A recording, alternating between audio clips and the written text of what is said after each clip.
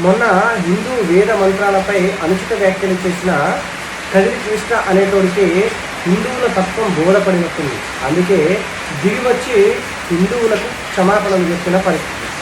ఒకసారి ఆ వీడియో చూద్దాం. ఈ వ్యాఖ్యల వల్ల, నేను చేసినటువంటి ఆ కామెంటరీ వల్ల చాలా మంది నా మిత్రులు, అనేక మంది నా హిందూ సహోదరులే హర్ట్ అయినట్టుగా, బాధపడ్డట్టుగా నా ముందుకు తీసుకురావడం జరిగింది. కాబట్టి మిత్రులందరికీ కూడా నేను చేసిన ఈ వ్యాఖ్యలకు క్షమాపణ చెప్తూ ఆ వ్యాఖ్యలను నేను వెనుకకు తీసుకుంటున్నాను.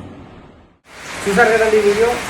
కదిరి కృష్ణ గుర్తు పెట్టుకో, హిందువులపై, హిందూ దేవీ దేవతలపై అనుచిత వ్యాఖ్యలు చేసి వాడెవడో హైలైట్ అయిందో నేను కూడా అలాగే హైలైట్ అవుతానని అనుకుంటే మాత్రం బైరి నరేష్ గారిని బజార్లో పట్టుకొని కుక్కను కొట్టినట్టు కొట్టిన పరిస్థితి మీకు ఏర్పడింది.